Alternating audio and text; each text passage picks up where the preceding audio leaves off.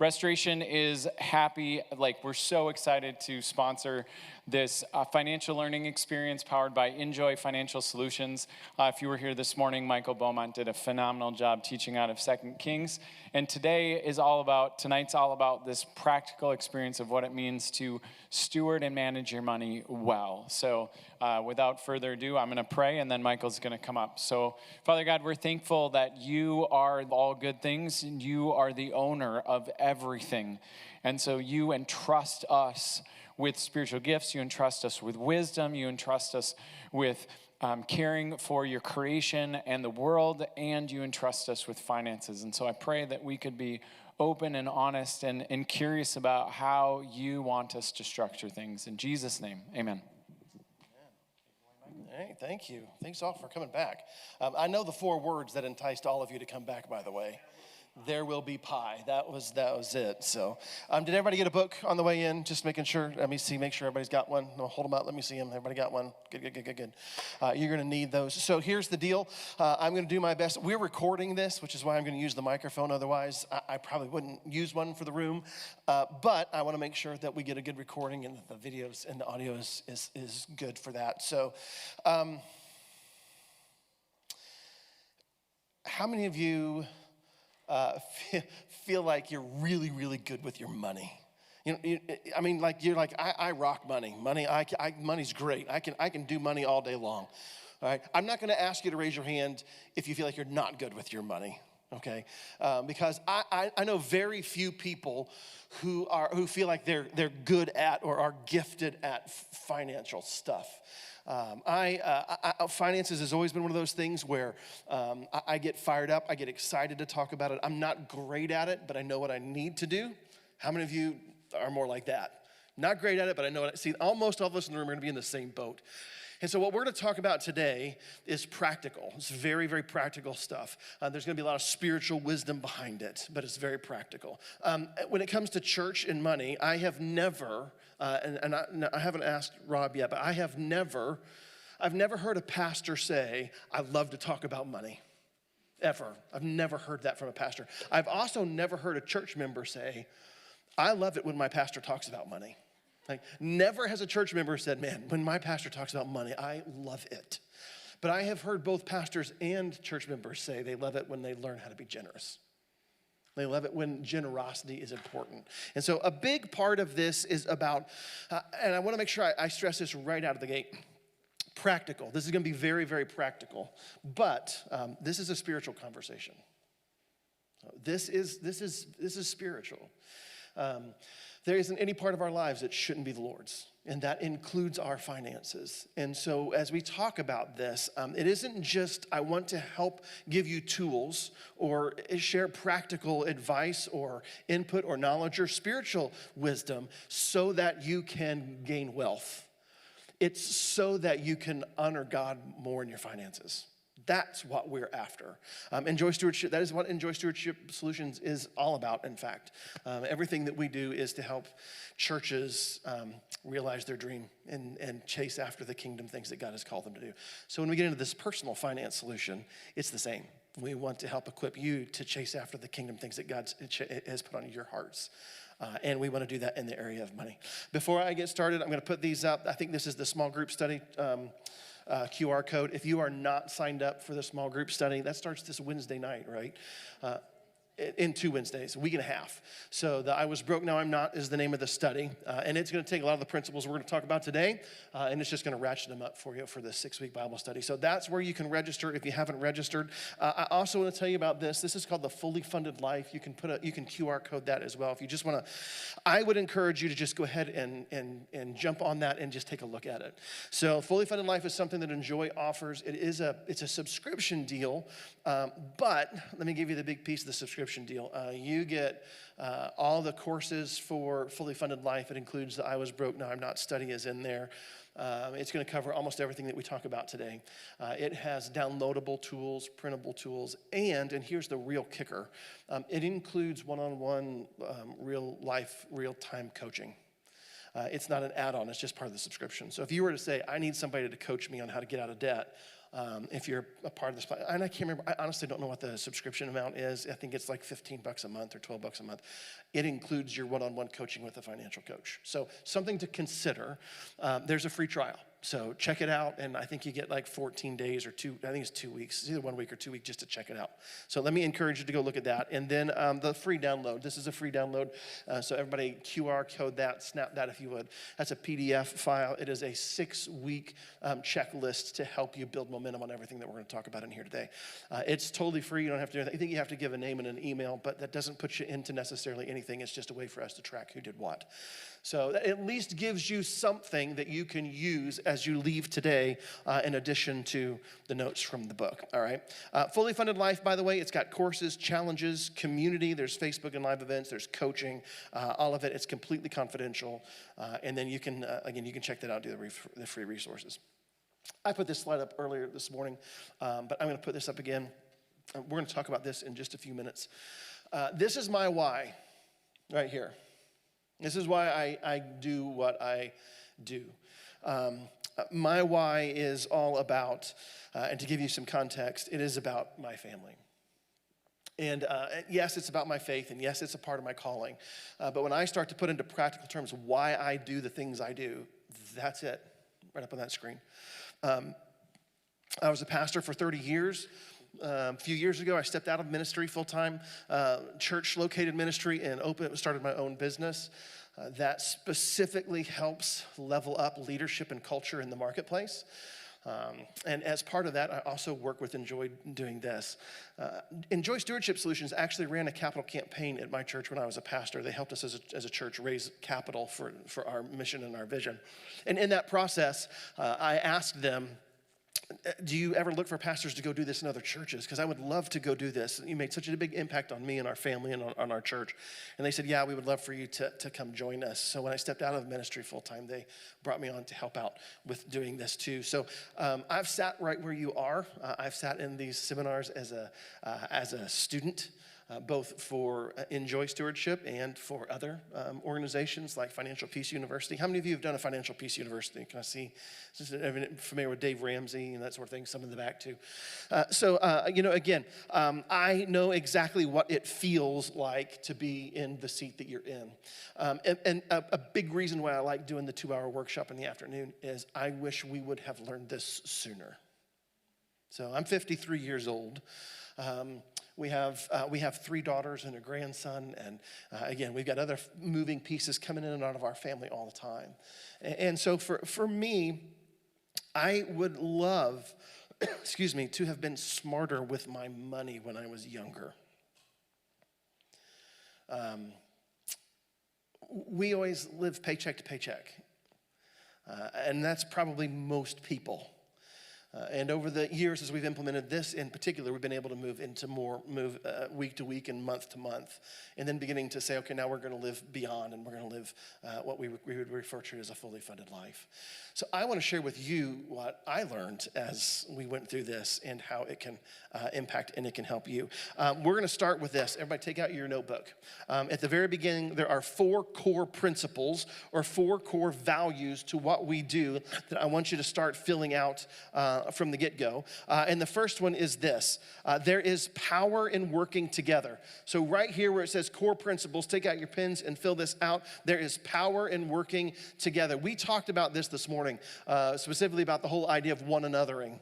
What it would look like if we could do the one another thing in earnest as a church and as a community. This is a power for working together. When you get married, when I got married, I don't know about you, but when my wife and I got married, one of the first things we did was we got marriage coaching. Like we had premarital counseling. And then after we got married, we also visited with some friends who had been where we were going, and we wanted them to pour into us. That's what you do. You get help from other people. When we started our business, it's called Leading Healthy. I invited a group of business owners to our house, and we had a think tank. And I think we served them Chipotle, and we said for about an hour and a half, we just want to hear, you've done this, so tell us what we need to know. When you are talking about your finances, there is power in working together, all right? They've been there, so there are three things. And you can write this out to the side. There are no lines for this, but you can write this out to the side under notes. There are three reasons that you want other people working with you. One is because it gives you wisdom. Okay, wisdom. Two, it gives you perspective. That's the second thing, is you get perspective. And three is you get support. Wisdom, perspective, and support. Those are three things that you need to have. We all need to have in every area of our life, and it's true in our finances. Wisdom, perspective, and support. I'll give you an example. I'll throw this out. Proverbs 15:22. If you're looking for a scriptural principle, just write down Proverbs 15:22. Proverbs 15:22 says that plans go wrong for lack of advice. Many advisors bring success. Every other Thursday morning at 7:15, I meet with a guy at a local restaurant called the Sippin' Cow. Yes, it's a real restaurant.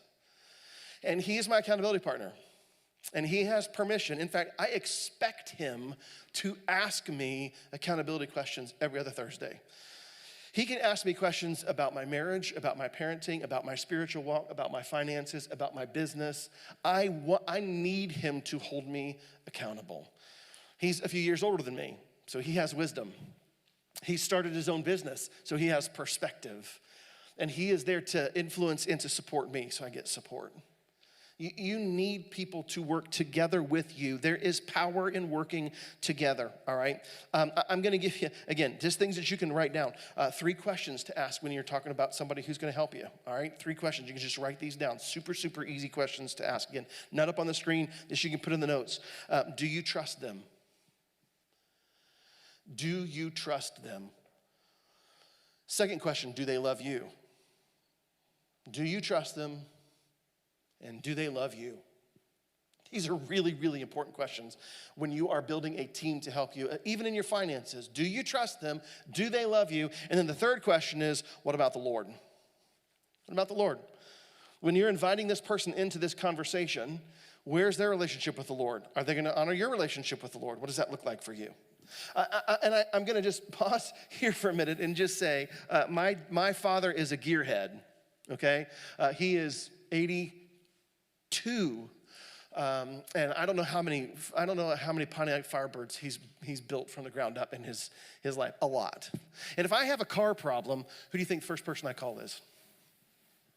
My dad. Even today, I call my dad. I YouTube and then I call my dad. That's generally how it works. If I'm gonna work on a car, I get YouTube out and then I call my father. You know why? Because he's really, really good with cars, right? When I have business advice, I talk to my friend who has run a business. You know why? Because he's run a business. Not everybody should be a part of your team, especially your finance team.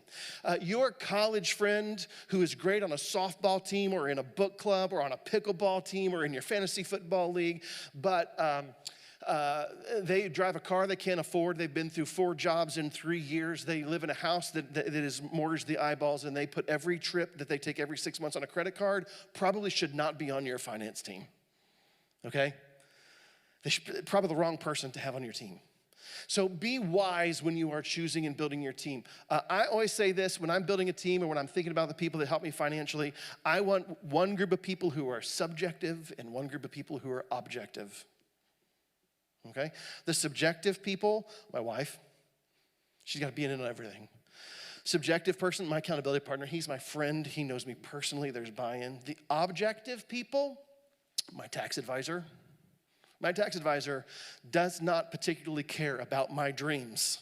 He cares about me paying my taxes, right? My financial advisor, he wants to know my dreams, but he is going to give me wise financial counsel because he's objective about it. I have a group of subjective thinking friends who want to support my dreams in an encouraging and an inspiring way. And then I've got a group of objective people who can actually help me get it done and don't necessarily worry about stepping on my toes. I'd like to go to Hawaii. Yes, my financial advisor might say, so might I. You don't have enough money. That's it. right? My wife is gonna say, that's great, how can we make that work? I'm like, I don't know, we can charge it. Okay, that's great, let's charge it. Actually, I would say that, my wife wouldn't say that. We reverse those roles. My point is, as you're thinking about who you're gonna do this with, you need to have people who are subjective, who love you and are gonna encourage you and support you, but you gotta have people who are objective. I would go so far as to say, if you're gonna make an objective team, the following people need to be on it. You need to have an accountant, or you need to have your tax advisor, a CPA, you need to have a lawyer. You need to have a lawyer, okay? And some of you may be thinking, why do I need to have a lawyer? Just as a quick statistic, 58% of Americans don't have a written will. 68% of Americans with minor children don't have a will, okay? Whether you need a will or whether you need a trust. For a lot of folks, a trust is much wiser and makes much more sense. I don't want my friend making that suggestion to me. I want my lawyer making that suggestion to me. I want to run that through my tax advisor as to see what the best TSA or tax shelter annuity might be if I'm setting things up in the future. So I would tell you from an objective standpoint, CPA for taxes, lawyer, insurance, and investment. Those are your 4 objectives, insurance and investment. Somebody that understands insurance and the ins and outs of insurance and can provide insurance for you, and then somebody that can take care of investments, all right? This is usually where somebody goes, yeah, but I like to day trade. Good, day trade all you want. You are likely not going to build a retirement on day trading, all right? Have fun, and dabble a little bit. I pray God blesses it for you. But unless you're really, really, really good at it, go find somebody who does it for a living and let them invest your money for you. They're going to be better at it, all right? So subjective and objective. Subjective friends, they're going to give you encouragement. They're going to inspire you. They're going to love you. Objective folks that are going to give you information and wisdom and knowledge without holding back, all right? Second note, the first is there's power in working. Here's the second plank, avoid the debt trap. 4 principles before we even get started on any of the rest of it, and that is avoid the debt trap, okay? Dave Ramsey, Financial Peace University, I love this quote, has said, debt is normal, so be weird. All right? Debt is normal, so be weird. I'm not even gonna ask you to raise your hand if you have debt. It's normal. I would guess that every person in this room likely has debt of some kind, whether it's house debt, commercial debt, student debt, consumer debt. Almost everybody carries debt. I've got numbers here. I'm not going to go through them. I'll go through a couple of them. 18 to 29-year-olds have an average of $13,000 of debt. This is just from credit cards, by the way. This does not include student debt. Right? According to debt.org, credit card and auto debt, $13,000 by the year of 30, $26,000 by the year between 30 and 39. 40 to 49-year-olds carry around $30,000 of credit and car debt on average. $30,000. That does not include home or student loans. Okay? That's from debt.org. I'm not making that up. You can look it up online. Avoid the debt trap. In the USA Today, it's reported that credit card debt increased by, this is in 2023, credit card debt increased by 17.5%. 17.5%. Largest debt drivers paying in the interest rates, housing first, auto loans second, students third, and credit cards fourth. Housing, just alone, interest drivers or debt drivers with high interest rates, housing, $12.5, here comes, trillion. Auto loans, $1.6 trillion. Student loans, $1.5 trillion. Credit cards, $1.1 trillion. In other words, debt is everywhere. We want to work at avoiding debt or getting out of debt. That is one of the core principles of everything that we're talking about here. Third line that I'm gonna give you is to develop a vision for your life. Develop a vision for your life. Simon Sinek, I don't know if you know who he is. He's a leadership kind of thinker, thought processor, and guru in the marketplace and in the business world. He's on any and every leadership thing that you'll find these days. He wrote a book years ago, and he did a great TED Talk that's called Why. You gotta know your why. And he said this, he said, when you are unclear about your why, what has no context? I can't tell you how much I love that quote. When you are unclear about your why, your what has zero context. Especially if you're young, if you don't know why you're doing what you're doing, then you will never be able to defend your what. Your what will disappear because you don't know why you're doing it anymore. I already told you my why. I put it right up on the screen at the beginning. And I'm going to dive into that a little bit deeper here in just a few minutes.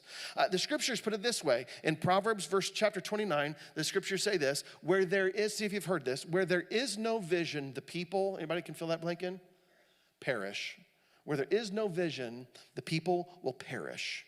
The reason you want to have a vision, the reason you develop a vision for your life, and this is the next blank, is because it creates a reason for you to plan for your finances.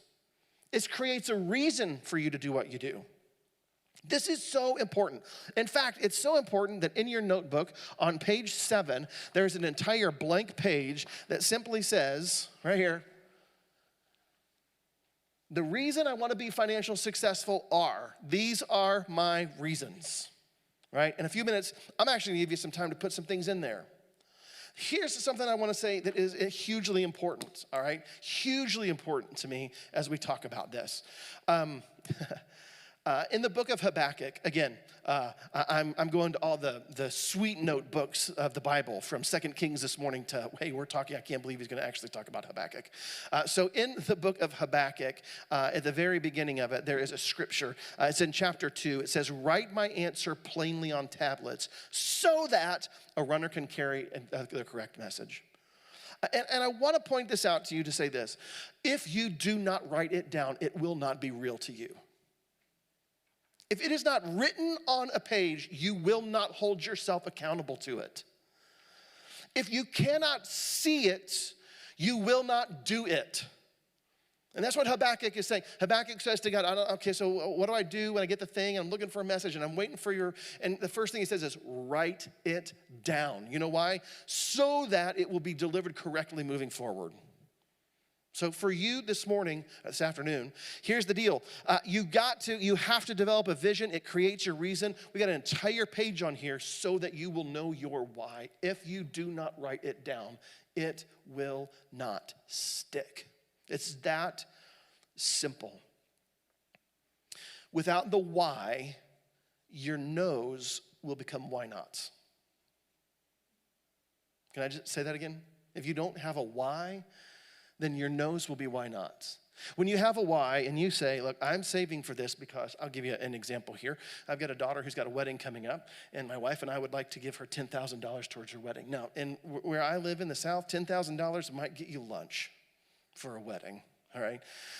We live in a wedding crazy venue. We're going to talk about that later.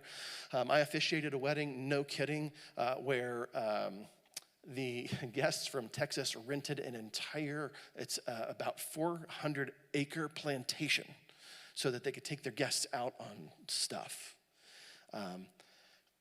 Easily a $350,000 wedding. So when I say to my daughter, we'd like to give you $10,000 for a wedding. Now, my daughter's the kind of girl that's like, awesome, we'll do it in a barn. That's great, we'll take it. She's super, super thrifty. I love her so much. And but my wife and I have this goal. We want to write her a $10,000 check. If I do not write that down, and I'm going to tip into my heart a little bit. I live 2.5 hours north of Jacksonville, Florida, and the Indianapolis Colts are going to come and play Jacksonville in the beginning of December. And tickets are about $250 a pop. And if I don't write down, and I know that I'm trying to save $10,000, guess who's taking his wife to Jacksonville to watch a football game the 1st of December? And just like that, $750 to $1,000 are going to walk right out the door. You know why? Because we're going to drive down, we're going to get a hotel, we're going to eat out. We're going to get hot dogs at the stadium, which might cost us about $89, right? If I write it down, I can be held accountable to it. And I can say no to it because I know what I'm working for. If I don't write it down, then that no to the Colts tickets will eventually become why not? I'll just go. Why not? You got to write it down. Have I stressed that enough? Okay. So got to make sure that you write it down. Here's the last principle, and then we're going to dive into some deeper financial stuff. Fourth principle, you got to put God first. You got to put God first. Proverbs 3, verse 9 says, honor the Lord with your wealth, with the first fruits of your crops. This is not just a verse about time or about money. It is also a verse about time and talents and testimony. I believe that the Lord loans us what we have, and we are to be good stewards of it.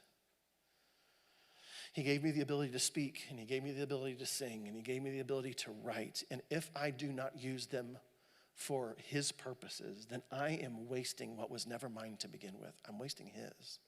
Same thing with your finances. So we definitely want to put God first. Core scripture. We're going to get into plan. Core scripture, we're going to put up on the screen, Proverbs 21:5. Can you just read this with me? The plans of the diligent lead to what? Say that again. That leads to what? And then as surely as haste leads to what? So you guys tell me, what are the two components? What are the two things in that scripture that leads to profit? There are two things. What is it? Plans, and what else? And diligence. Plans and diligence will lead to profit. How many of you want to be profitable? That is not the response I was hoping for. But for the four of you that want to be profitable, the rest of you, are you sure? Let me try again. How many of you want to be profitable?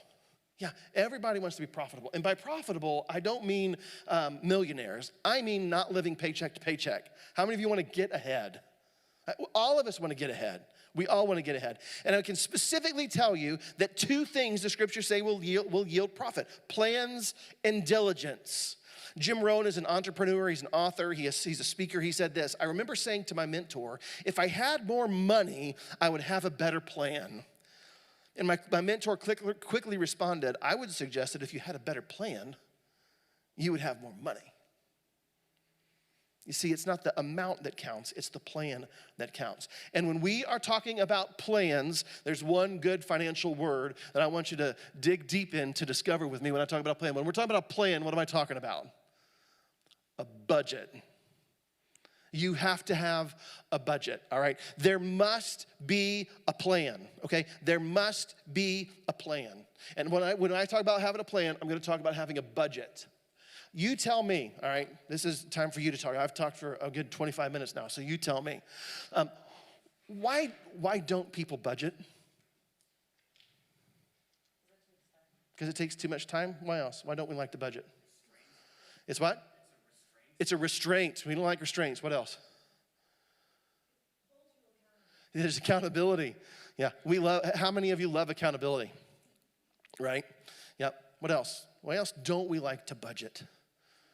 It's no fun. It is no fun. I just read an article. I was reading a book on the flight on the way up, and they were talking about, it was a book about neurology, and they were saying that the mind is uniquely and specifically geared towards two things: path of least resistance and path of most fun.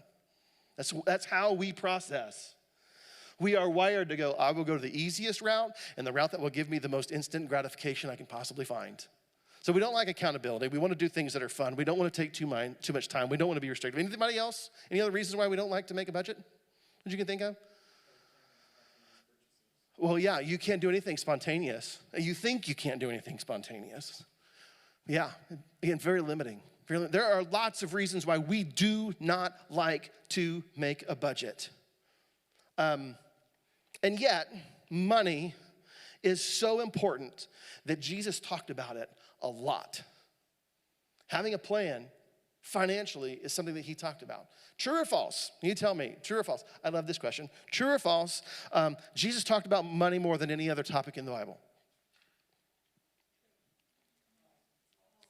Technically, it's false. I just like to ask the question. But the kingdom of God is what he talked about more than anything else. But one out of every 7 verses that Jesus taught, he talked about money. Technically, it was either the second or the third, depending on how you look at it. Either the second or the third greatest topic. It doesn't mean that he always talked about money, but he used money in his talks. He did teach about money. He said, for where your treasure is, that's where your heart is also. So that's a money conversation. He used money as an example, parables. There was the woman who lost a coin of great value, and she turned the house upside down looking for it. There was the treasure that had there was a field that had treasure hidden in it. So he used it as a parable when he talked to people. He used it as a teaching point when a rich young ruler came to him and said, I've done all the good stuff. What do I need to do to get the kingdom of heaven? And what did Jesus tell him? Do y'all remember? I want you to sell it all and go give it to the poor. The reason that Jesus talked about money so frequently is because everybody has a relationship with money. We all do. Every single one of us has a relationship with money. Here's where the plan part of the money comes in. Luke chapter 14, verses 28 through 30 says this. Suppose that one of you wants to build a tower. Would he not first sit down and estimate the costs to see if he has enough money to complete it? For if he lays the foundation and is not able to finish it, everyone who sees it will ridicule him, saying, this fellow began to build and was not able to finish. Right out of the gate, will he not first sit down and estimate the cost to see if he has enough? Building a house. Could you imagine building a house without having a budget? Put the house up. This is what your house will look like this is how it will end up if you don't have a budget. You're gonna run out of money. When we built, a church, the building for our church that we were working on, my goodness, we had focus groups inside the church, outside the church. We had architect meeting after architect meeting after architect meeting. We met with the builders over and over and over, the town. We had to do permitting. There were so many hoops we had to jump through. What do you think was the one piece that drove all of it? How much money do I have to make any of this happen? The first building that they gave us was about a $9 million building. It had every bell and whistle possible. And our leadership in the church went, yeah, we don't have $9 million. How much do we have? About 4.5. Okay, our building is gonna look very different than the $9 million building that they'd. Here's another image. How many of you would plan a wedding without having some kind of plan or a budget in place? Wouldn't do it. If you do, you're going to go in massive amount of debts. It's interesting to me that we will plan, listen to this for a minute, we will plan $35,000 for the moment, but we'll have no plan for the future. Couples will spend $35,000 to cherish a moment in the wedding, but they will mortgage the next 15 years to make that moment a reality.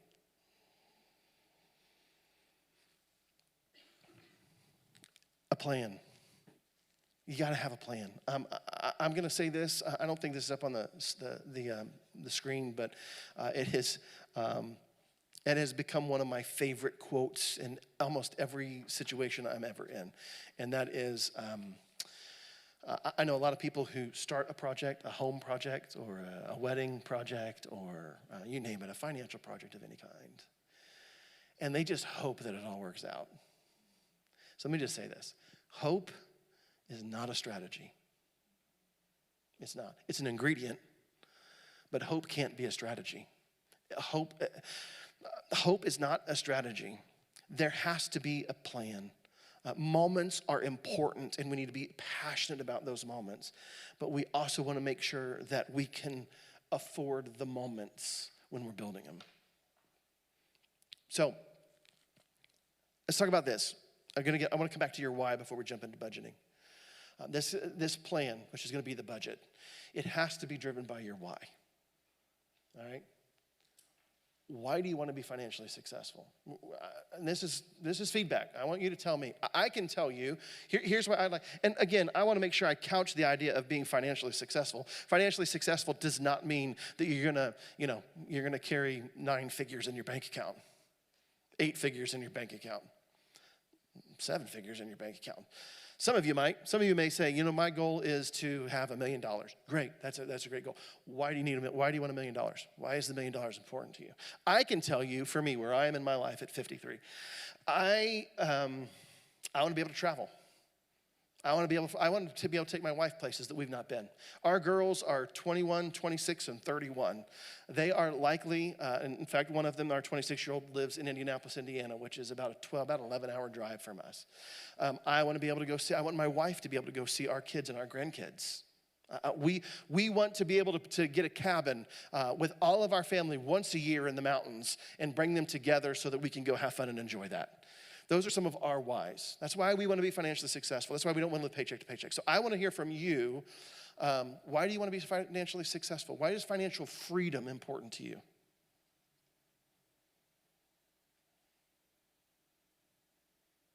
Yeah?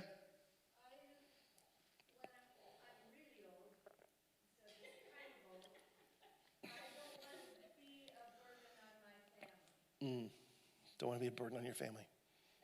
I hear that more and more and more. Yeah, I wasn't going to say that, but at all. That's not how I would have said it, just so you know, Krista. But it is what, honestly, it is my mother who turns 80 next year. That is one of her primary responses. That's one of her primary responses when we have this conversation. I don't want to be burdened to you kids. And it is expensive to get older in America. What else? Yeah, what else? What do you got? Yeah.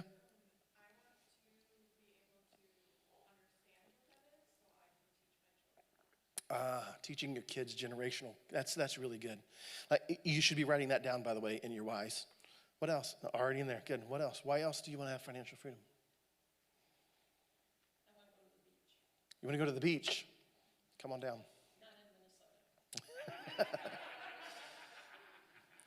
Being from South Carolina, I'm not even going to have a conversation with you about beaches in Minnesota and South Carolina. So that's good. You want to go to a beach, not in Minnesota. It's really good. What else? Yeah. To provide. For who? For your family. What kind of provision? When you say provide, what does that mean to you?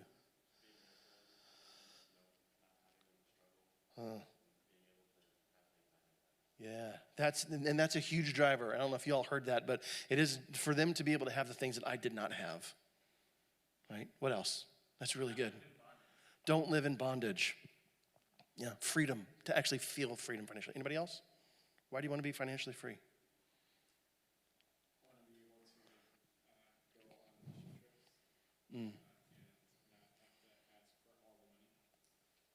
Be able to support yourself for mission trips?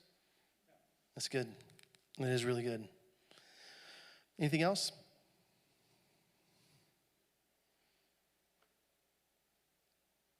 One of the things that Carrie and I talk about my wife, my wife is definitely a moments person. She can tell you that a lot of the reasons why we went on vacation, that we go on vacation with our kids, is because when she was a kid, they very, very rarely ever went on vacation. And she wanted our daughters to have those memories growing up. My wife is definitely a moment person. She is like, give me the moments of life, give me the vacations of life. I am much more the lifestyle and stuff guy. Like, I'm the guy that's like, there's a new iPad. I gotta get a new iPad. I need a new iPad. A PlayStation 5 would be really great. Let me get the next coolest thing that's coming. I'm a stuff person. She's a moments person. In order for us to accomplish either of those things, we have to be intentional, we have to write it down, and we have to invest in them.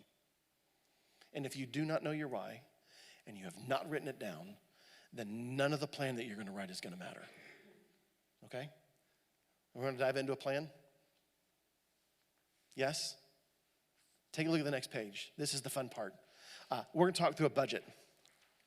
And let me just say this. So as we get ready as we start to talk through this budget, this is part of a conversation that we get into about savings, but it is one of the most important aspects of what we do in planning and what we want to teach when it comes to the budgeting process, and that is, we want you to spend your money before you have it. We want you to spend your money before the month begins. So for this project, for this plan, for this budget, we're actually going to assume it's just a monthly paycheck. And the idea is this: income minus outgo equals exactly zero. All right? Say that with me. All right? Write it down because you're filling it in right now. And then look up here on the screen and read that with me. Say it. Income minus equals exactly zero. It's called zero-based budgeting. Income minus outgo equals exactly zero. This is what it means for us. My wife and I get paid every other week. We get paid every other Friday. In fact, this coming Friday will be one of our paydays. We will sit down on Friday. We've got a nice big Excel spreadsheet. We will sit down on Friday and we will spend every dollar of our paychecks in the spreadsheet so we know where every penny is going to go by the time we get paid on the next paycheck. We'll spend all of it. We'll spend every penny of it. And some of you are looking at me like, spending, wow, you guys. No. That means we account money to savings. We account money to projects. We account money to things that we want to do. We pay all of our bills. We leave money over for groceries, for clothes, for cars, for all of it. Every penny from every paycheck, every 2 weeks, it's a conversation. We have a money date every other Friday. All right? And the idea is really simple. We want you to account for all of your pennies before you actually have them. And I will go back and say it. If you don't know why that's important, then when you find extra pennies, you'll spend them. Because we like things that are the path of least resistance and the things that give us the most joy in the most immediate time frame. Okay? So as we talk about this, remember, income minus outgo equals exactly 0. We're actually going to put this creates margin for us. The habit of savings. I'm not necessarily going to talk about savings as a separate subject. I'm going to put savings inside of planning because you have to plan to save. Savings should be a big part of your planning. Every time we put this next slide up, I get anxious. Okay, so when you have money in savings and you just are constantly dripping money into savings, when emergencies come, you have margin. Otherwise, you live without margin. This is what life without margin looks like, okay? This is the beginning of the word of God without any margin on a piece of paper. That makes me anxious every time I look at it. There are no borders around the sides or the top or the bottom. It just keeps going and going and going. That's how most of us live our lives financially. There's 0 margin. If there's any error in our finances, we are in trouble. So we want you to plan for your savings. Savings should be accounted for in your planting. I love this. This is Mary Hutt said this. She wrote a book called Debt Proofing Your Living and Debt Proofing Your Marriage. Saved money prevents future debt. Saved money prevents future debt. Does that make sense? Because if there's something that comes along, and it's going to come along, the car is going to break down. Somebody's going to have a medical emergency. If you have money saved for it, you can pay for it. If you don't, then there is a future debt coming your way. And this is hard. This is such a hard and frustrating lesson, okay? My wife and I had, I won't say a lot of money, but we had a nice chunk of money saved at the beginning of this year. And then my daughter, who's 21, her name's Sadie, is starting her senior year. She's halfway through the first semester of her senior year of college. Her student bill came in, and it was $10,000 higher than we thought it was going to be. Okay, so we had to come up with an additional $5,000 per semester for her. And during finals week, she had a kidney stone. Right? Didn't plan on that one. But right out of the gate, in the course of about 3 months, we had an $18,000 bill come in, $10,000 for the school and $8,000 for a kidney stone. If we had not saved up for that, how do you think we'd have paid for it? Yeah, it's going on a credit card. I'm taking out a loan. I'm going on a payment plan. But I don't have the money. I got to get the money from somebody who does have the money, and that's going to cost me. So I will say this, saving money prevents future debt. And another way of saying it is this, having money will specifically, in savings, it will provide margin. Right? Let me just put that up on the screen because I think that's a blank for you. So having money will, is that on there?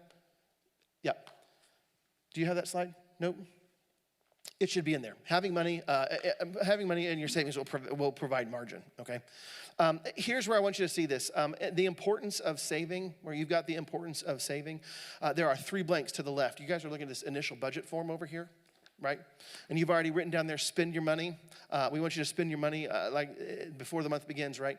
The income minus outgo equals exactly 0. Under the importance of saving, I want you to write these things down. We're going to just go ahead and put all of them up. Go ahead and scroll through. There you go. Thank you. The importance of saving emergencies, known and upcoming non-monthly expenses, and dreams. All right? Emergencies, unplanned and unexpected. I just talked about those. Your car is going to break down. If you own a house, you know that at some point in the middle of the year, you're going to get that wonderful escrow assessment that's going to tell you that you didn't save enough money in your escrow and you owe more money from what they had, you shorted you, and they're going to up your payment for the next year. And so your mortgage is going to jump by about $300 more a month or whatever it's going to be. It's coming. You know it's coming. You have those emergencies. You have known and upcoming non-monthly expenses. What's a known expense that you have that's just not a reoccurring expense? Can you all think of any?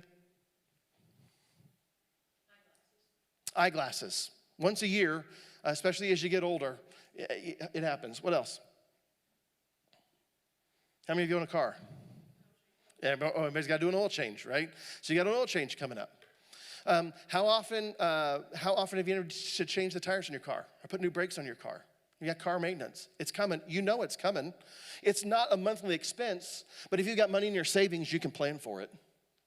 So savings is a big part of your plan. Your dreams, we just talked about that. If I want to go on a trip, I need to be saving that money so when I want to go on the trip, I don't have to go into debt to go on the trip. So savings is a big part of your planning. Emergencies, the known upcoming and non-monthly expenses, and then your dreams. All right, so we're gonna walk through a budget. We're gonna do this for about 20 minutes, then we're gonna take a break. All right, let's walk through the budget. So I don't know, Joe Singal, who is our owner, and he's the guy that's written all the books that are out there, put this little example budget together. And it is the most fantasy budget I have ever seen in my life. All right, I mean, right out of the gate, just so you know, when you start looking at the numbers and you start to laugh and you think, who lives here? Nobody lives here. But let's just follow the examples on the page, all right? So right out of the top, take-home income is $4,000. All right, so you've got that written out. We're going to put this up on the screen so that you can see it.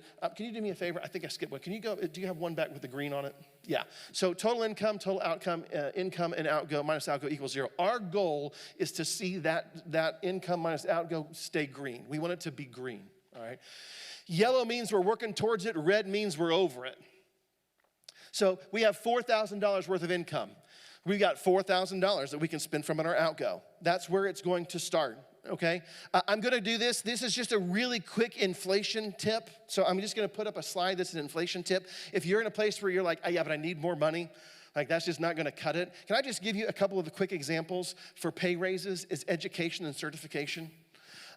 So I would encourage you, if you have been employed somewhere for a long time, another way that you can get a pay bump is to walk into your employer and ask them for a raise. None of us like to do that, but I guarantee you if they're not going to give you a raise, they certainly won't give you a raise unless you ask for one. And the worst that they can do is tell you, no. Okay, that's fine, that's fine. If I were to be certified in something, would that give me a pay bump? If I were educated in something, would that give me a pay bump? Chances are they're going to say yes. And then I would encourage you to follow up with this question. If certifying in that will give me a pay bump here, will you pay for it so that I can do my job better? That way they're paying for your certificate, and then after you get the certificate, they're going to give you a pay raise. Right? But you have to ask. You have to be willing to ask. So just a couple of little inflation tips. Education and certifications. Ask for a raise. Go to salary.com. Right? Go to salary.com, type in your regional area where you live, look up your job, and find out what the going pay is for your job. And if you are being grossly underpaid by the market, sit down and have a conversation with your boss. Hey, I just want to let you know that right now at another organization, this is what I'd be getting. I'm not saying I'm going to leave, but is there any way you could help adjust my salary to match the market? Okay? This is part of the conversation from this morning, by the way, when I said, you should, your three so what, now what's were trust the planner, not the plan, but the second one was do the work. This is the part of the do the work. A lot of organizations aren't going to run to give you a pay increase, but if you ask them, they will at least entertain the idea. All right, here's another one. Resolve conflicts and provide solutions. Resolve conflicts and provide solutions. Go into your employer with a problem and give them a solution for it. I will tell you that employers love people who take initiative and solve problems. They do not love people who do not take initiatives and cause problems. Okay? So be forward thinking in how you can solve problems for your employer. Other income, side hustles, small businesses, and investments. I'm just going to focus on side hustles for a minute. Side hustles does not necessarily mean a new career. Side hustle just means that you're gonna do something on the side to make a little money in order to afford something that you wanna go do. Like Uber. Yeah, Uber. Instacart. I know a ton of people in our area who will just Instacart. Or they'll do Uber on a Friday night when they've got time because they can. Especially for us during tourist season. I live right off of Hilton Head Island. And so the Hilton Head Island goes crazy. The airport goes crazy. So if you want to make some extra money, clean up your car, Uber from the airport to Hilton Head. Right? That's not necessarily going to be your job forever. You're not going to transfer from your pursuit of being an engineer to live the life of an Uber driver. That's probably not going to happen. If it is, then we might need to talk about your goals a little bit, but that's another conversation. But I will say, you could look at that additional side hustle income and say, all right, I'm going to take every penny of that side hustle income and I'm going to apply it to a student loan. I'm going to apply it to a trip I want to take. I'm going to apply it to a new car. I'm going to apply it to a 401k, a 403b, something along those lines. Side hustle, small business, investment. All right, let's go back. You got $4,000. That's your income. You got $4,000. The first thing that we're going to do is charitable organization. So right out of the gate, we're going to put $450 in your charitable organization. You see what happened up on the screen? Your yellow dropped by $450. By the way, on our website, Fully Funded Life website, there are calculators galore that you can download that have all of this stuff in there, where all you have to do is download it into a spreadsheet, type the numbers in, it'll automatically do it for you. We got online tools. You can please go look at all of that, especially under the Fully Funded Life stuff. So we're gonna do charitable giving at $450. We're gonna start putting $200 into our emergency fund. I told you savings, you need to plan for savings. Savings should be a part of your plan. So we're gonna put $200 into an emergency fund. You know why? Because an emergency is gonna happen. So let's put $200 in our emergency fund. We're gonna go ahead and we're gonna make a mortgage payment. Our mortgage payment is gonna be $1,150. Wouldn't that be lovely? Again, little fantasy world, but let's just say you're writing that first check. It's your mortgage payment on the first of the month, and it's $1,150. And then we're going to put some other things in here. We're going to go ahead and do a medical bill. We're going to do some spending money. We're going to do entertainment. The medical bill that we need to pay is $125.14. Spending money, we're going to say we're going to spend $200, and then under entertainment, we're going to spend $74. All right. So there we go. We now have all of our stuff. We've got a number of our stuff in. I want you to do me a favor. Look at the income outcome line. Is it red? Is it yellow? Or is it green? Is it red? It's red. We are now $384 over the $4,500, the $4,000 that we brought into the. So let me ask you a very important question. And I want you to just think before you answer, right? Just do me a favor, think before you answer. After this, can you live in the negative? Yeah. People do it all the time. People live in the negative all the time. What do they do when they bounce into the negative? What? Yeah, they get a loan or they put on a credit card. I looked up a credit card rate, by the way. My wife and I got married 30 years ago, and we opened a credit card when we got married. And our interest rate on our 30-year-old credit card is 7.99%. You know what a credit card rate is today if you open up a credit card? It's around between 24 to 29%.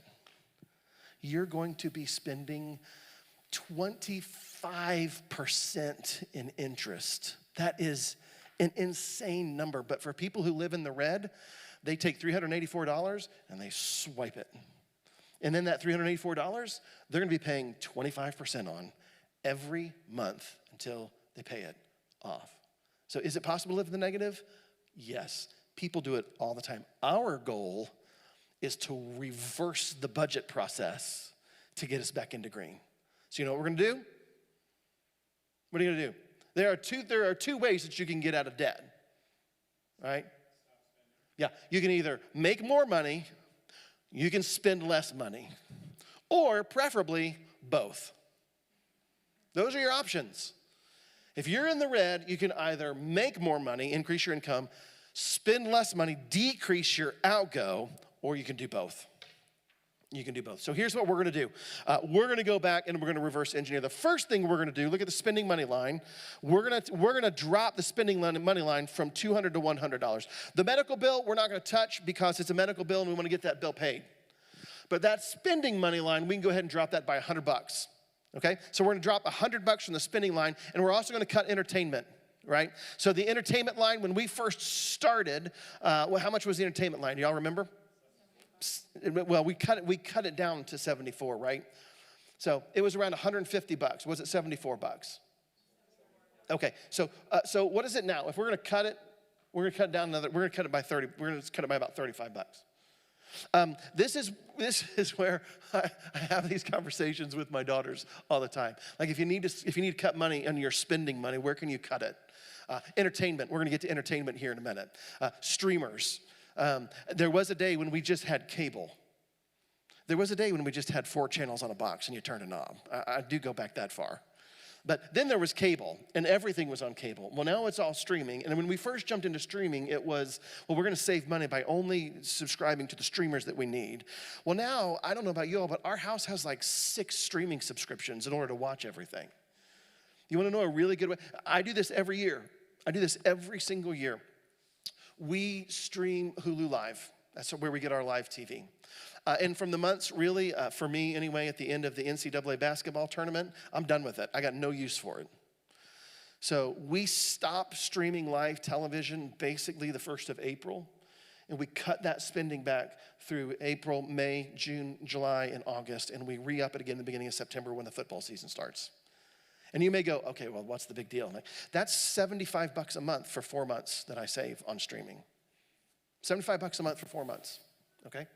So there are ways that you can cut some of your spending. Don't eat out as much. We're going to get to eating out here in just a minute.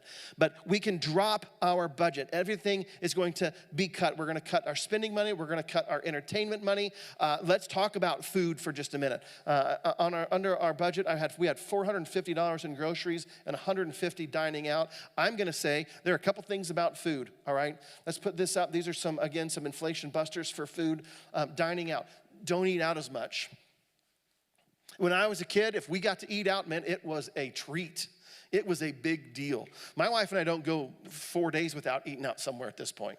And now we're empty nesters, so we have a little more play in our ability to do that.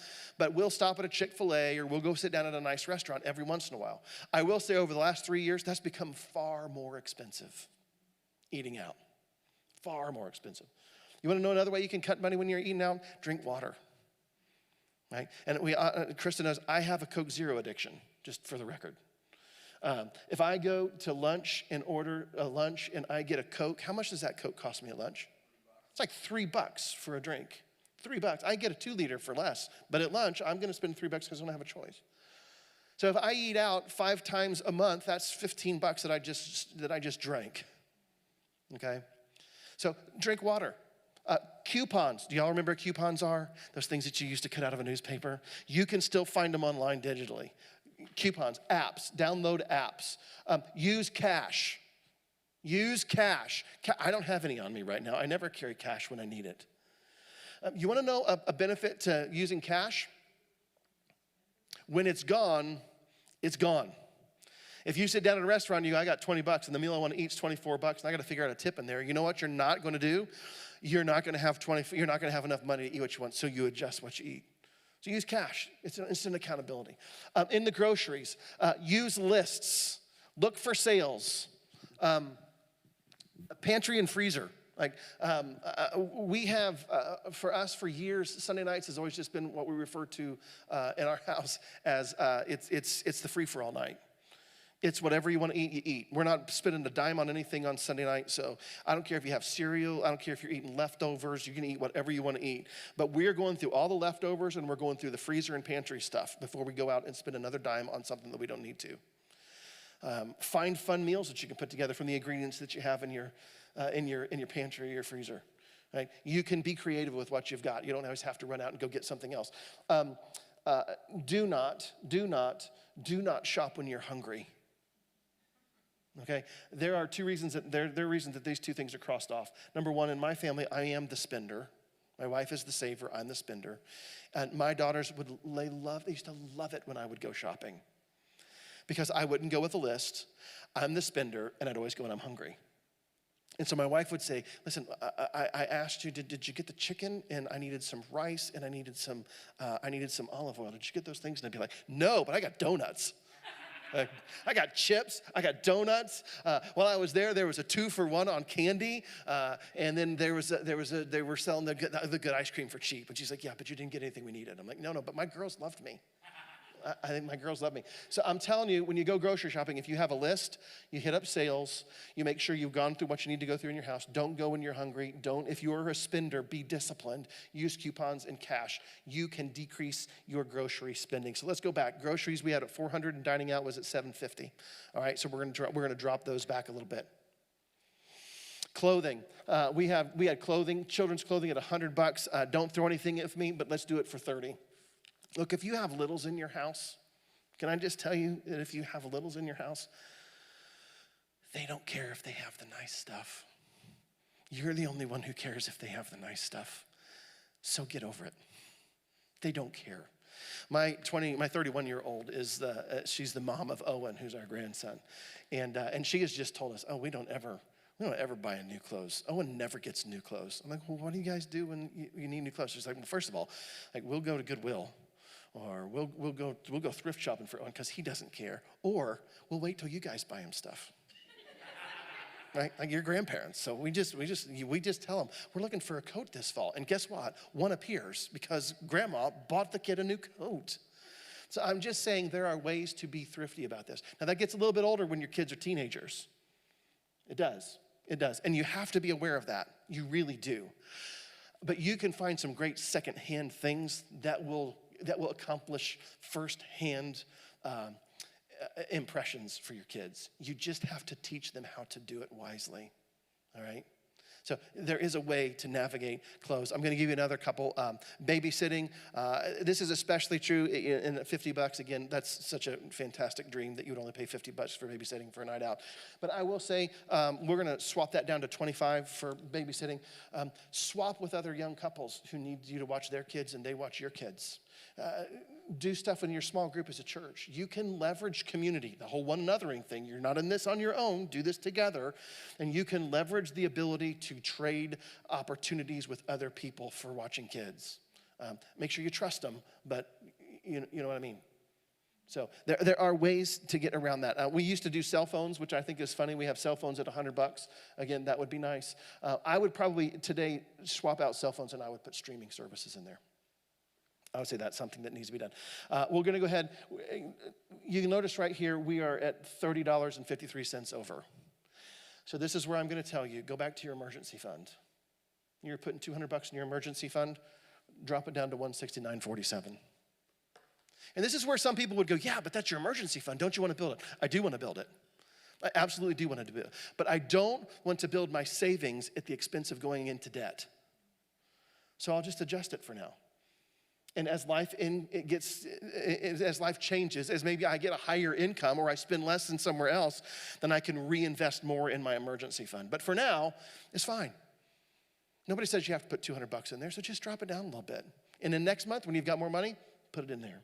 So this is what my wife and I have gotten in the habit of doing. We get to the end of our pay period. We get 2 weeks. If we get to the end of the 2 weeks, and if there is money still in our checking account, let's say we've gone through all of our bills and our savings, we do all that, and let's say there's an extra $210 in our checking account. You want to know where that goes?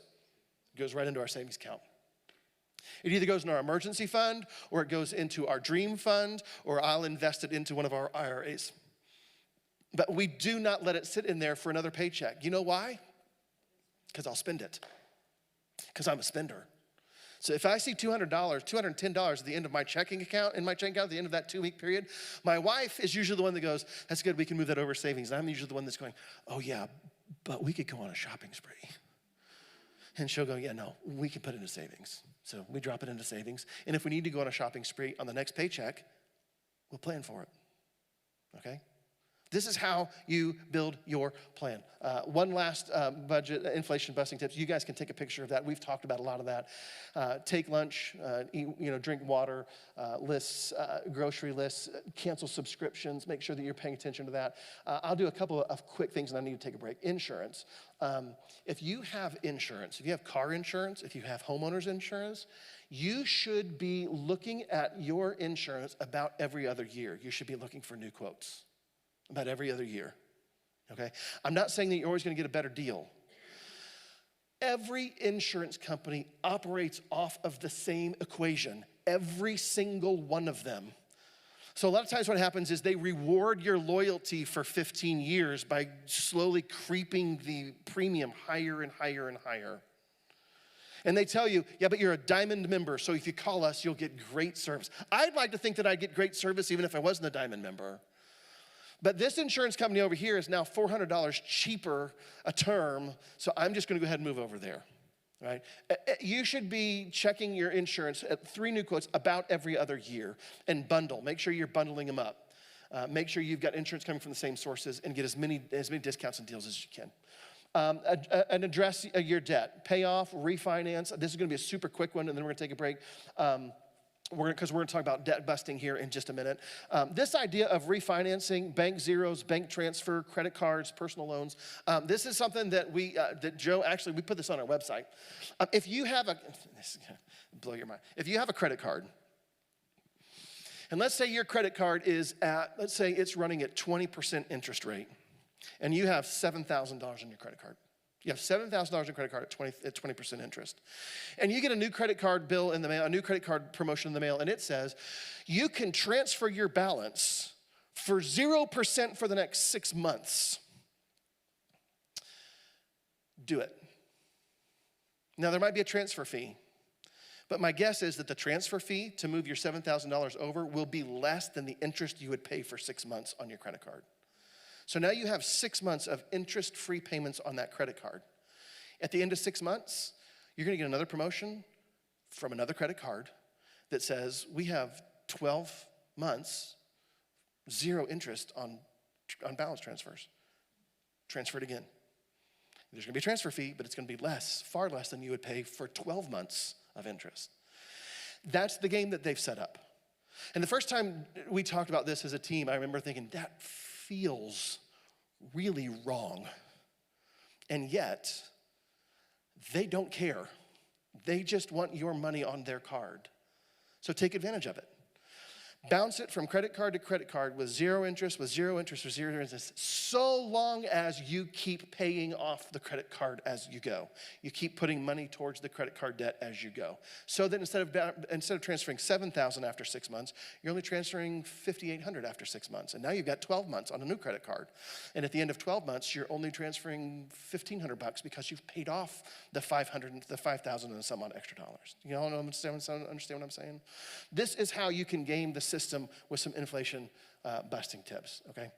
We are gonna take a break because we're gonna jump into the next section, which is getting out of debt. And I'm very, very quick to say this. It's 5:11, I've got a clock right back there. We will stop at 6 o'clock no matter what. But I wanna make sure that we get through debt reduction, and I wanna make sure we save a little bit of time to talk about investments, right? Most of us in the room probably are not interested in investments right now, but I do wanna cover some investment stuff. Almost everybody's gonna be interested in having a conversation around debt, okay? So here's what I wanna do. I don't know what y'all wanna do with the pie. Is that for after? Yeah, I'm gonna make it after, but I'm gonna work on it now. Okay, so take a break, stretch your legs. I'm gonna give you, it's 5:11. Can we come back at, is that right, 5:11? Yeah. Can we come back at 5:20? I'm gonna give you about a 9-minute break. And I'll start with just answering if anybody has any generic or general questions about planning, all right? So you got 9 minutes, then come back, and we're gonna dive into some debt conversation, okay? All right. Yeah, come up, ask me questions now.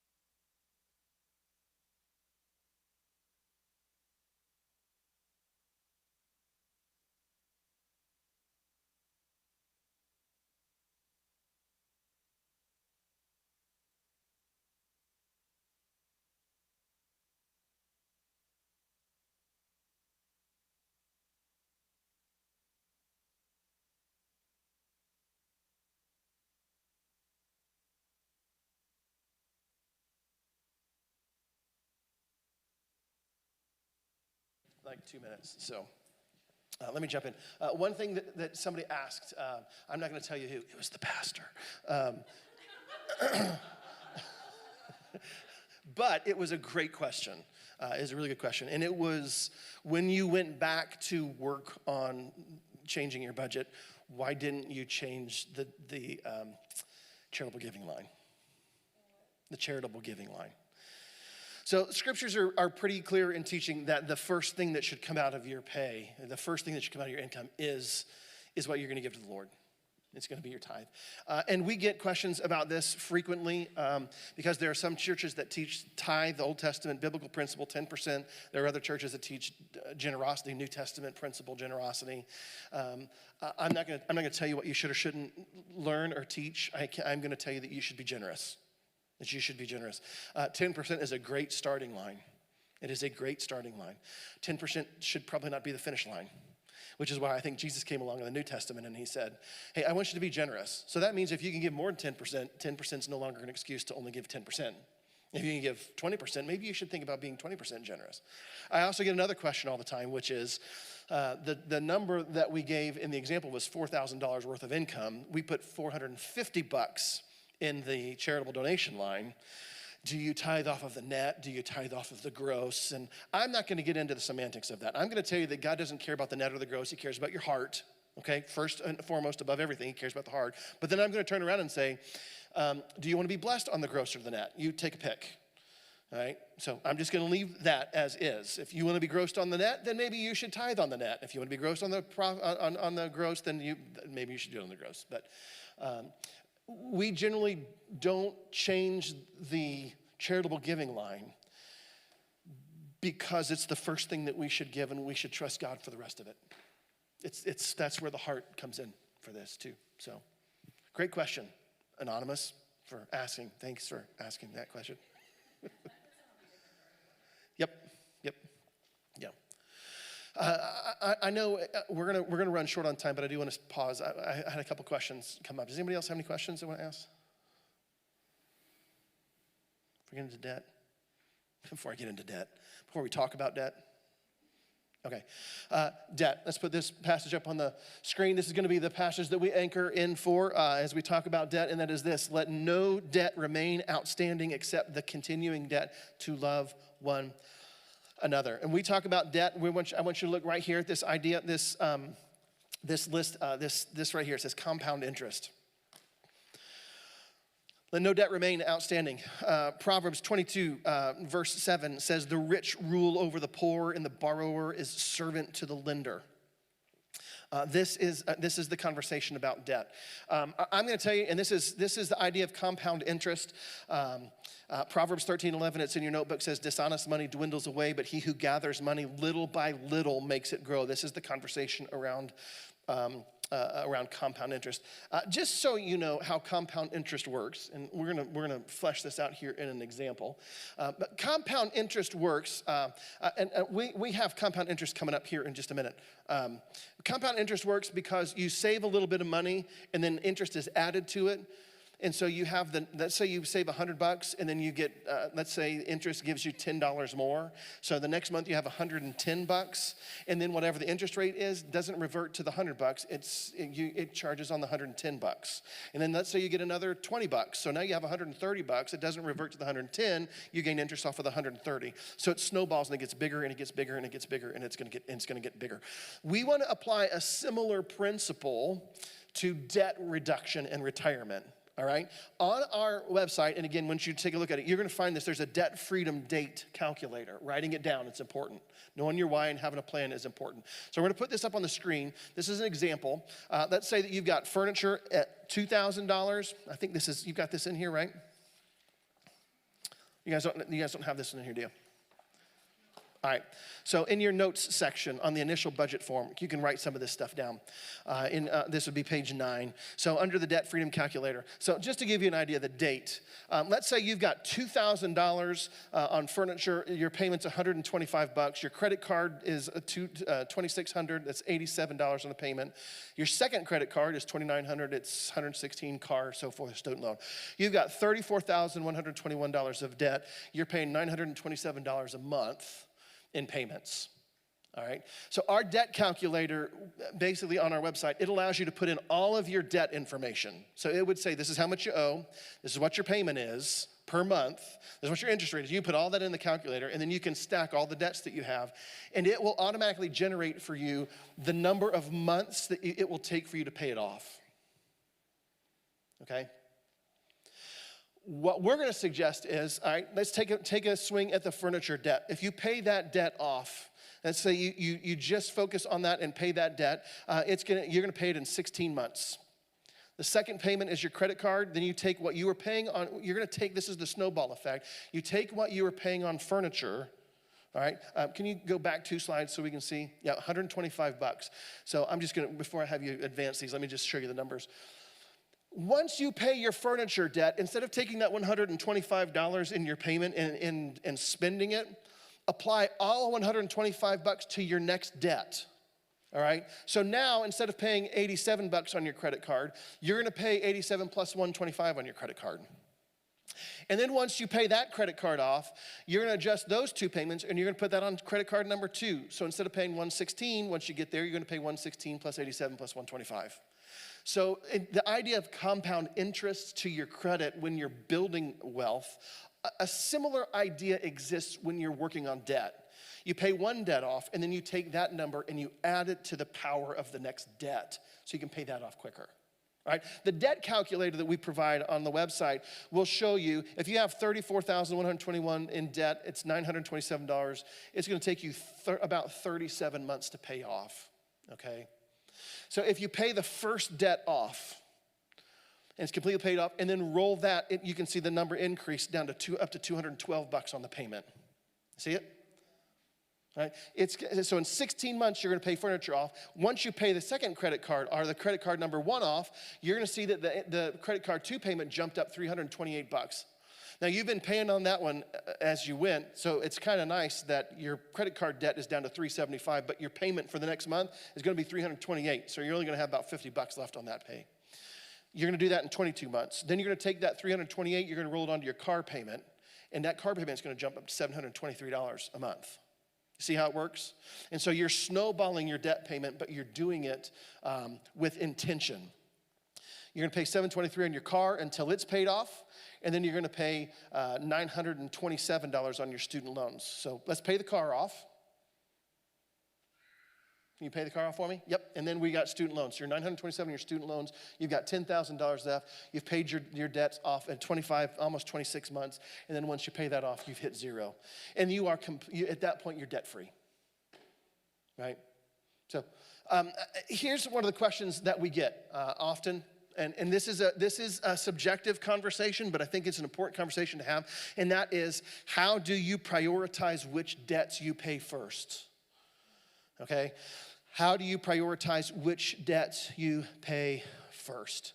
So let me just kind of, let me throw out a few ideas, and then I want to kind of keep pushing into this. First of all, there are debts that are tied to, you have debts that are tied to liens, and you have, or that are tied to an asset, and you have debts that are not tied to an asset. If you take a loan out on a car and you miss the payments on the car, they're gonna come take your car. If you have a mortgage on your house and you miss the payments on your house, they're gonna come take your house. If you have a medical bill to pay, okay, now hear me on this. I'm not saying don't pay your medical bill, but I am saying they're not gonna come take the kidney that they gave you if you had a kidney transplant because you're not paying your medical bill. Credit cards. Interestingly enough, credit cards are the loudest collectors generally on the market. And the reason that they're so loud is they don't have any leverage to take away from you if you don't pay your credit card off. Is it bad? Yeah, you need to pay. Does it wreck your credit score? Yes, it wrecks your credit score if you don't pay your credit cards. So yes, pay your credit cards. Okay, don't hear me say don't pay things, but prioritize what you're paying, all right? I will say this, if it were me and I had debts, here's where I would start. I would make sure I pay my taxes. All right? The government does not joke around if you get into debt with them. They will not take things from you like your house or your car. They will just start taking money out of your bank account when you get paid. They'll just put auto drafts on what you're getting paid, and they'll start taking it right out of your paycheck. So make sure you are settled with Uncle Sam. People are terrified of the government, and I get it. I do. I really do understand that. But let me just say this. If you're in trouble with your taxes, talk to him. If you call him and say, listen, I'm in trouble on my taxes, whether you guys know it or not yet, I'm in trouble on my taxes. How can you help me get out of trouble on my taxes? They will, I will say, almost always come up with a plan to help you figure out how to work your taxes, okay? I understand where that fear comes from, but be proactive. I'm behind on my business taxes. I'm behind on my income tax. I'm behind on my property tax. I'm calling you to let you know that I fell behind. I couldn't make a payment. What do I need to do? Chances are they're going to say, hey, let's put you on a payment plan. Let's work this out. How can we help you do it? All right.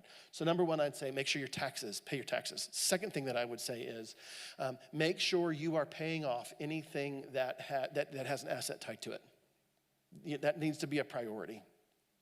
I know some folks will say, well, start with the highest interest rate or start with the lowest payment. Both good options. And I'm not gonna agree or disagree that those are positive or negative things. But I am going to say, just because something has the highest interest rate doesn't mean you should tackle it first. It's possible that you have 3 other debts that have lower incomes, that have smaller payment amounts that you can pay off quicker. And then you can apply those dollars to your higher interest rate debt, and you'll still pay the higher interest rate debt off faster than if you would have put it first, because you're taking swings at the interest so much and you're paying interest first. And you still have these other 3 smaller debts that you'd have to deal with. So here's one of the things I'm going to say when it comes to debt. Be informed. Most people don't understand how any of that works. All they know is I got a credit card and I'm making payments. Great, what's the interest rate? All right, every month, how much are you paying in interest versus how much you're paying in principal? Okay, what happens if this? Have you called about that? All right. Student loans is another question I get all the time. We get questions about student loans all the time. Should we transfer a student loan into a private loan? Should we roll it over? I'm gonna tell you this, information is king. Research it, research it, research it. Just because you get it out of a student loan situation from the government and you roll it into a bank doesn't necessarily mean that was a good decision, because the bank may come in at a different interest rate or with a different payment plan, or they may put an asset to it where they say, we're gonna tie this, but we're gonna put a lien on your house if you don't pay it off. You need to think through all those things, yeah. So consolidation loans, good question about consolidation loans. They have good and bad connotations. Okay, and again, I'm just going to say, make sure you do your research on consolidation loans. A lot of times a consolidation loan looks great because it's going to take all your payments, it's going to bunch them into one.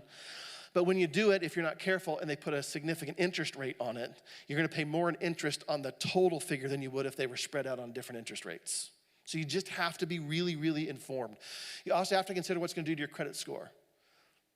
When you put a consolidation loan and how that's going to affect your credit score, what that's going to look like. Bankruptcy, that's another one that I get. Should I file bankruptcy? No, but it's there for a reason.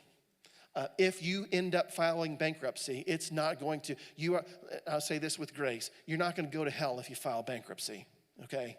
I promise. It's going to be all right. You're going to pay for it on the other side of bankruptcy for a while. It should be a last-ditch effort. It should not be a first line of defense, all right? So when we're talking about debt, you want to be smart, you want to be informed, you want to make the wisest and best decision that you can. By the way, this debt freedom calculator up here, it assumes one significant truth, and it's the next slide, and that is that you don't add new debt to it. Yeah. Yeah, it does not put new debt on. It accounts for expenditures, it does not account for new debt.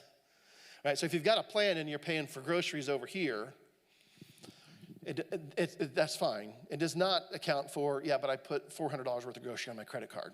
That's going to reset everything, and it's going to change everything because you got more debt you got to pay off. So this assumes that debt calculator assumes you're not adding debt to the debt that exists. Okay? This is about getting out of debt. It's about debt freedom. This is one of the places, this is one of the places where we do veer a little bit from Dave Ramsey. Nothing but positive things to say about Financial Peace. I've gone through Financial Peace University. Joe Singal, again, who owns the company and has written all the stuff, when he put together the I Was Broke, Now I'm Not study, he actually sat down with Dave, and Dave gave him insights and pointers on how to write it. So there's not any competition between us and Financial Peace University. We just have a few differing philosophies that don't necessarily diverge. They're just a little bit different. Like one of the things that I think Financial Peace would tell you is no credit cards, no credit cards, no credit cards. I have no problem with that philosophy, by the way. If you ask me, should I never have a credit card, I'm likely to say that depends on who you are. If you can't handle a credit card, then don't have a credit card. If it's too much of a temptation for you to run up all kinds of debt on a credit card, then don't have a credit card. But if you can pay off the debts and you can manage the debts, having a credit card is not a bad thing. We have a credit card. We put stuff on our credit card every single month, and we pay it off every single month. In the last 3 years, you want to know how much money we've paid interest on our credit card? 0. They've not gotten a penny from us. But there have been moments where, because of the way we've spent our money, we've invested, we've gone ahead and put on a credit card knowing that we're going to pay it off in the next paycheck. All right. Some of our subscriptions are on credit cards because they were signed up online, and I don't like giving my check card online. I'll give them my credit card, but I'm not putting my check card online. So it's on our credit card, so there's a recurring expense. So we just make sure we have an auto pay on there, and it pays off every month, and we make sure that it's paid off. That's fine for us. For some folks in the room, you might go, yeah, I couldn't do that. Like I would forget to pay it. I would run it up. Then don't have a credit card. Just don't do it. All right. I'll give you one benefit to having a credit card. I taught a financial class to a group of freshmen. This was a number of years ago. Freshmen in college, by the way, not high school. And one of the questions I asked them was, how many of you have a credit score? And none of them raised their hand. They were like, I don't have a credit score. I don't have a credit score. And I said, okay, let me ask you this. How many of you have a credit card? Everyone raised their hand. I'm like, well, then you have a credit score. And they go, I don't have a credit score. I'm like, if you have a credit card, you have a credit score. You can't have a credit card without having a credit score. Well, I don't understand how credit cards work, and I don't understand how credit scores work. I'm like, I know. That's why I'm here. Okay? So this group of freshmen, I'm not kidding you. And none of them are here, so I can talk disparagingly about them. This group of freshmen, this was 15 years ago. No kidding. I asked them if they understood overdraft fees on their checking account. Like, do y'all know what an overdraft fee is? And they're like, well, yeah. And I was like, I said, what would happen? This is the question. What would happen if you had $1,000 in your checking account and you went out over the weekend and you spent $1,500? And one of the kids raised their hand. They're like, I wouldn't worry about it. I'm like, well, what do you mean you wouldn't worry about it? And they're like, I won't worry about it because I've got overdraft protection. I'm like, well, I don't think that you have a good understanding of what overdraft protection is. Well, I pay like $30-some-odd a month for overdraft protection. I was like, okay, what does that do for you? And they're like, well, if I draw $500 too much, they just cover the extra $500. Like, yeah, that's not how overdraft protection works. They're not going to pay the extra $500 for you because you have overdraft protection. But in their mind, that was it. Right? So there's so much financial ignorance that exists today. Just make sure you're informed. I told you a benefit of having a credit card. My daughter, who's now 26, when she graduated from college, she'd worked in college. She's way smarter than I am. So she, on a full ride scholarship, academic scholarship, had no college debt. She had about $10,000, $15,000 in her checking account, and she was ready to buy a car. And the car dealership would only give her a high interest rate loan because she didn't have a credit score, because she'd never had a credit card. And she'd never been responsible for paying bills because she lived in our house and we paid all the bills, so she didn't have any payment records. And so the car dealership looked at her and said, yes, we will sell you that car at 14% interest. I'm like, no, you're not going to sell her a car. She's going to pay cash for most of it. And like, yeah, well, she doesn't have a credit score, so we can't. I was like, well, I have a credit score. Well, what kind of credit score, what kind of interest rate would you give me? Like 4%. So you'll give me 4%. She's in better financial shape than I am. She has zero debt. She has an influx of cash in her account. But because she doesn't have a credit score, you won't give her a lower interest rate. They said, that's right. So she had to co-sign with me to get the car. I co-signed for her, and she's made all the payments. Now she has a credit score now because she's on her own. She has an apartment. She's got a credit card.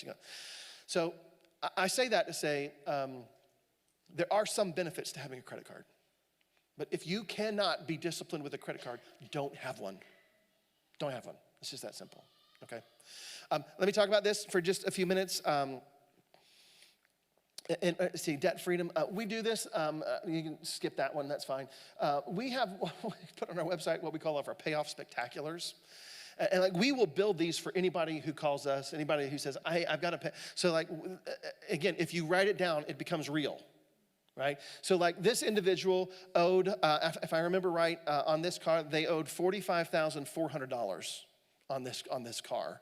And so we made a payoff spectacular for them where we said there are 454 squares. Each of them is worth $100. Every time you make a payment, color in a square. You can see it. You can see the payoff as it happens. It's tangible. It's right in front of you. If you want to put an extra payment on it, you get to color more squares, and you'll fill the car in, and you'll buy it sooner. So we actually have some of these that are generic on the website, but we've made them. We've done vans. We've done trucks. What else have we done? We've done a car. What else have we done? These are people that sent it to us. Somebody did a Jeep. I know we've done college degrees and student loans. We've done that. We've done TVs for people. We did credit cards. Before we put the next one up, I think, the next one, you put it up. This one's my favorite. Somebody bought a llama. No kidding, we did a llama payoff spectacular for that family. 546 squares to buy the llama. So, yeah. So, like, we have, these are generic. We've got them. They're up there. And then if we need one, we'll make them, okay?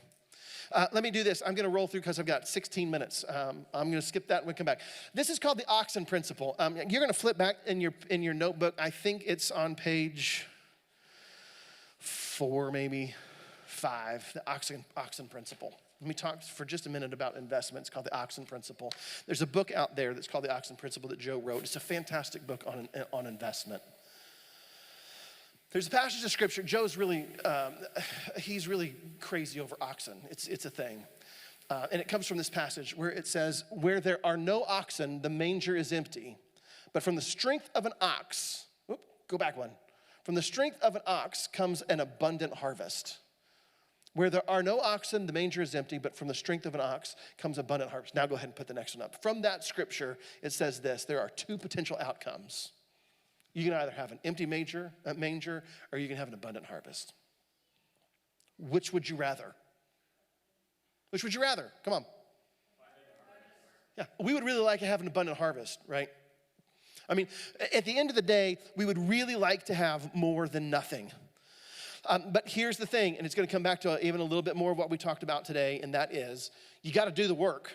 Somebody has to do the work. You have to do the work, somebody else has to do the work, or your money has to do the work. But somebody has to do the work. Here's the difference maker. Empty manger, abundant harvest, the oxen is what makes the difference. All right, the oxen is what makes the difference. In a slide, it looks like this. You can either be this, or you can be that. You can either get out in the field and you can do the work, or you can have oxen that do the work for you. In modern days, it looks more like this, right? Either you get out with the equipment, or you buy the equipment that can do the work for you. All right. The oxen principle looks like this. There are 2 ways to produce income. All right. There are 2 ways to produce income. We'll go ahead and put this up so you can write this down. Work, and you get paid money. Does that make sense? Right? I mean, this isn't hard. Like, this is not rocket science. Work, and you get paid. Don't work, and what? You don't get paid. It's just that simple. You do the work, and you get paid. Or you don't do the work, and you don't get paid. There is another way to produce income, and it looks like this. Get paid whether you work or not. And some of you right now are thinking, I like that option. That's a great option. How do we do that? All right, this is how you do it. You put your money to work for you. So you're no longer doing the work, but your money is doing the work for you. okay? I'm gonna give you some very, and I mean very quick, because I got 13 minutes, very quick just thoughts about investment, all right? And the earlier in your life you understand the principle of saving and investment, the better off you are going to be when you're my age. These are the things that I wish I would have been doing at 23 instead of 53. All right, let me put this up. Company stocks. All right? And again, now for some of you, you're not in a place where you can do stocks, and so I'm just going to throw some of these out. Stocks, and I'm assuming that many of you, if not most of you, understand how stocks work. Stocks basically mean you give a company money, and when the company makes money off of your money, they give you money in return for your money. All right. If Coca-Cola, so I own a tiny little bit of stock in Coca-Cola. I've given them my money, and they've put that money to work for them. If Coca-Cola makes money, their employer does not make money. The people who gave them money for their stocks make money, right? So if the person on the bottling line does not have stock in Coca-Cola, they'll make their income because they get paid. But if Coke turns a profit, I make money off of them because I gave them some money, and my money's at work for me. That's basically how stocks work, okay?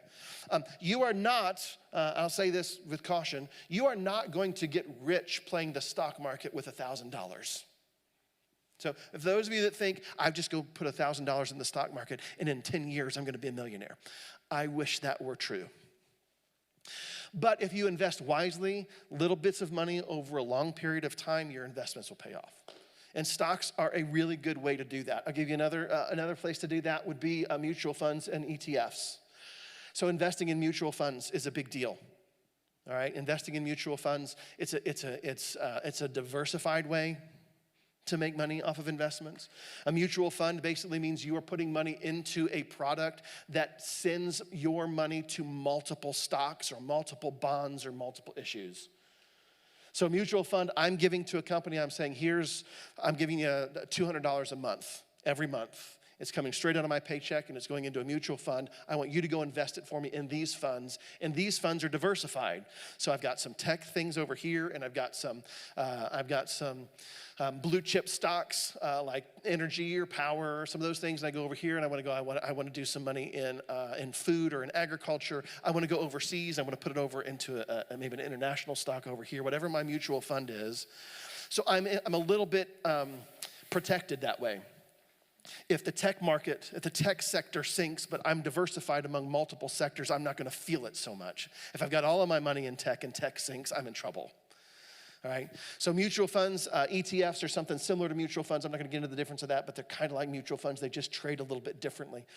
This is usually a conversation that I'm going to begin to have with you right now when it comes to investing, and that is the first place you should invest if you have an employer who has a retirement program is in their retirement program, right? Especially if they do matching funds. That is free money. If your employer says, oh, look, we've got a 401k, if you put in 3%, we will match your 3%. That is 3% that you get for absolutely free. All you have to do is put your 3% in, and then they will put 3% on top of it. Do it. It is free money. And when you leave the company, it's your money. Okay? You get to take it with you. Now, usually that they vest over a period of time, and they say if after first year, you get so much after second year. But usually after 3, 4, 5 years, you're 100% vested. You get to take your retirement with you. Okay? Invest in their program. Second place I would tell you to invest is in a Roth IRA. Okay? A Roth IRA. So again, I don't want to get too deep into this because I'm not going to have enough time, but in a Roth IRA, there are tax advantages to the Roth IRA. You want to look at your best tax advantage benefits first. So a tax advantaged Roth IRA is really good. I invest into a Roth IRA, I get paid, I get taxed on that payment, and then I put money into a Roth IRA, and when I take it out, I'm not going to get taxed on it again the same way. And a Roth IRA has more flexibility as I get older. I can draw it out for some specific things without penalties as opposed to a traditional IRA. There are limits that you can invest into a Roth IRA. When you're younger, I don't remember what the limits are now. I want to say it's like $6,500 a year. So you put about $6,500 a year into a Roth IRA. Do it. If you can do it, do it. Once you put it in, it's in there, and it's just going to accrue interest, and it's going to grow year after year after year after year after year after year after year. All right. Stocks, mutual funds is a good investment. Let me give you another few that you can take a look at. And again, this gets a little bit farther down the road. If you're a little bit older, I would invest in real estate, small businesses, and franchising. Those are three types of oxen that you can get into.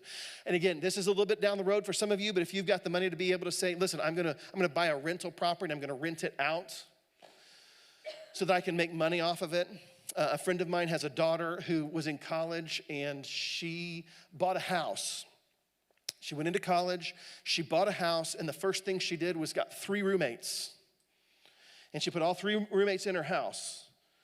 And because the 3 roommates were paying her rent, she didn't pay anything for the house that she lived in and owned through college because her roommates paid it.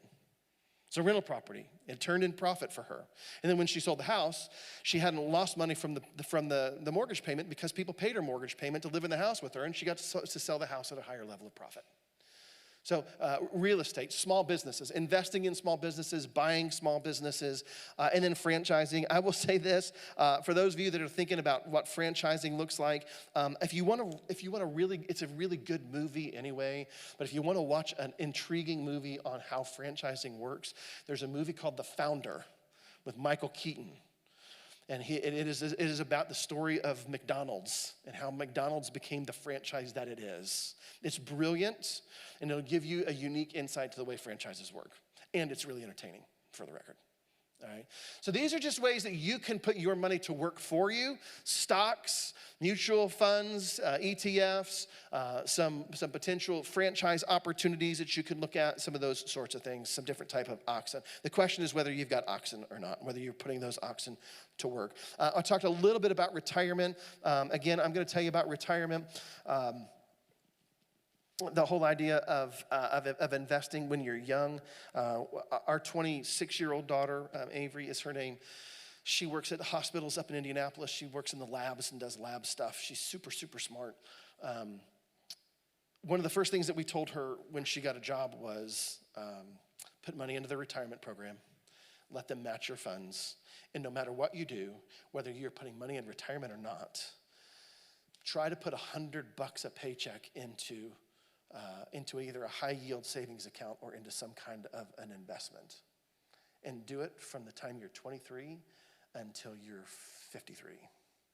And you will be amazed at how much money you have. All right? I don't remember if we're going to put this up on the screen or not, to be really honest. I know we've got a retirement calculator. To me, it's frightening. So let me skip. This is a retirement calculator. We've got this on the website where you can ask that. We'll do this real quick. I've got 5 minutes. Where you put how much money you want to have at retirement.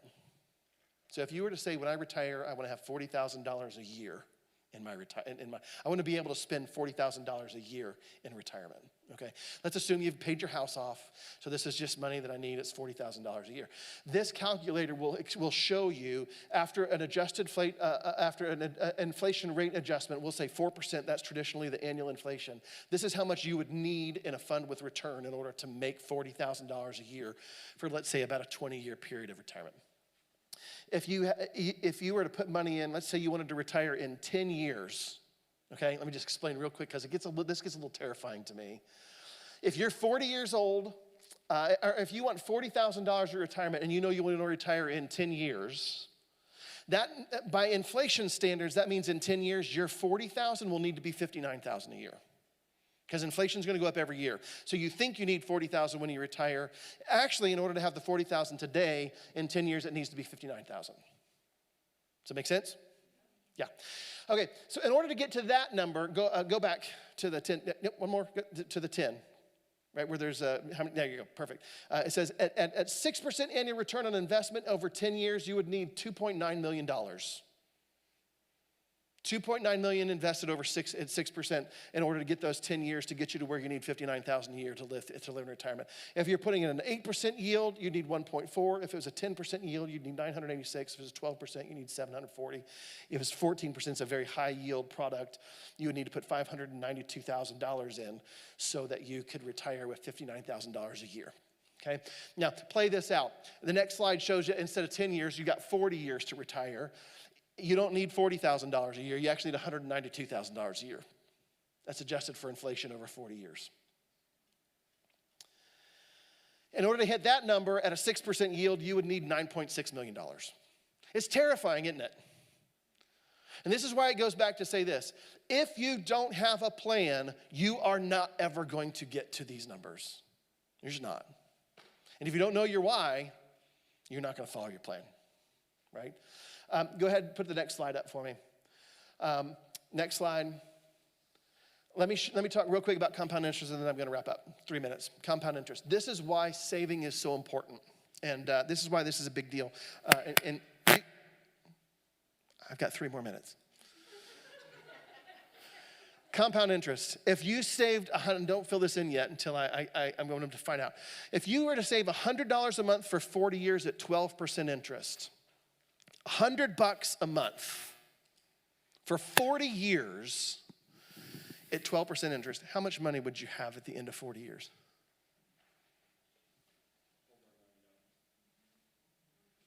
Go ahead and put it up. $1.176 million. $100 a month for 40 years will get you to $1.1 million. Okay? We'll put this up so that you can see how it works.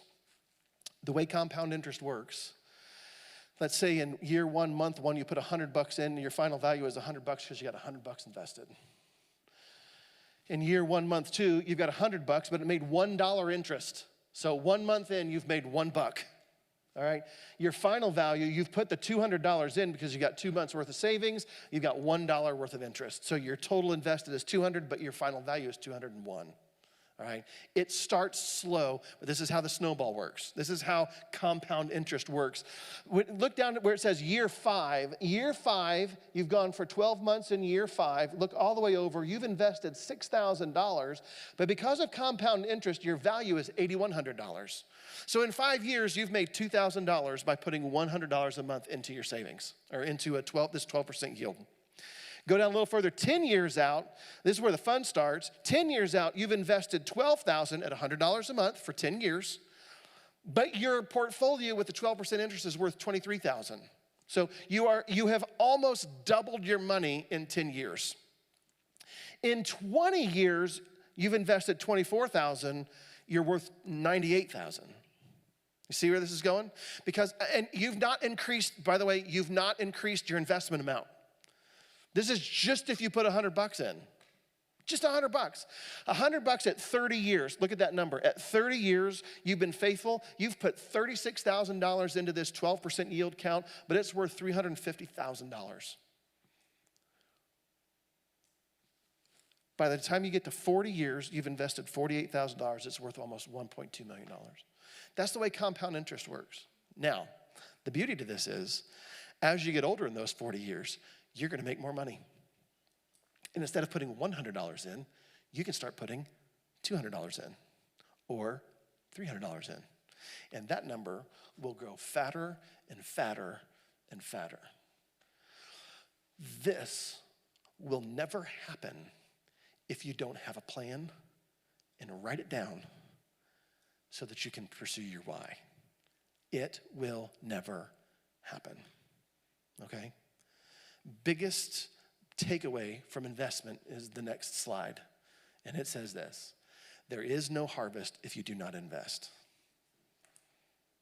I asked you earlier if you wanted an empty manger or you wanted an abundant harvest. You cannot have an abundant harvest if you do not invest in that harvest. You have to do the work, or you have to put something to work. It is just that simple.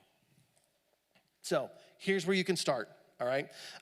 In your book, there is a page right in the middle that just has a bunch of action item lists. I'm going to encourage you to do a few things. First of all, go ahead and put the QR code up again. I'm really strongly going to encourage you to do the Bible study, all right? It starts in about a week and a half. Do the Bible study, okay? And then the second thing I'm going to encourage you to do is do the free download, which is the next QR code. So the next QR code, can we go ahead and put that up for the next QR? There you go. So on the next QR code, download this. It will give you a 6-week plan to take a lot of what we've talked about today and actually do something with it. And it's gonna start, one of the things it's gonna have you do is right here on your action list item, just start with a list of what you need to do. For some of you, it's just write my why. For some of you, it is research my debt. For some of you, it is understand my income. For some of you, it is figure out what my true income is. If your income fluctuates because it goes from paycheck to paycheck at different numbers, how am I gonna manage that? Write it down. I've gotta make an adjustable plan, write it down. Just get started. You've got to get started to do the work, okay? But I would say your biggest and best bet, I'll give you one more slide up here. That's the fully funded life slide, so you can go back and look at that. There are resources out at the table. All right, the fully funded life stuff is out there. The Oxen book is out there. There are a couple books. All of that you can buy today if you want. The I Was Broke Now I'm Not study, that goes through the church. It does not go through the table. So if you want to register for that and you want to buy the book, just one book per house, not per couple. But we definitely want to get you involved in that as well, okay? All right, here's the deal. It's 6:03. I owe you 3 minutes of my life now. So I'm going to pray, and then I'm going to stay here and answer questions for any of you that want to have questions and want to have a chat with me, all right? But I want to honor your time. It's a Sunday night. I think there's still some football on if you want to get home to that, all right? Are they playing now? Okay, well, we definitely want to watch the Chiefs lose. Is Minnesota playing this week? Oh, they're on a bye week. Okay. There will be pie. So there is pie on the way out. Make sure you grab pie. Okay, let me pray for you, and then we'll go pie. So, Father, thank you for the opportunity to come tonight and just to talk. I get fired up when we talk about finances because it's a resource. And in our culture and in our world, it is a powerful resource that we so often lose sight of or take for granted. And so I pray, Father, that we can learn to be good stewards of what you have given us so that we can have great impact for you in all that we do. So give us vision, define our why, help us build a plan, put people around us who can subjectively love us and encourage us, and put people around us who can objectively help us reach our goals and hold us accountable. And in all of it, Father, we'd give it to you, all of it to you. Father, it's all yours anyway. So not only do we want to give back to you, we want to honor all of it, and we want to honor you with all of it. So Lord, this is our prayer. I pray that this church sees great growth and great abundance in financial places, not so they can be a rich church, but so that they can do rich acts for your kingdom.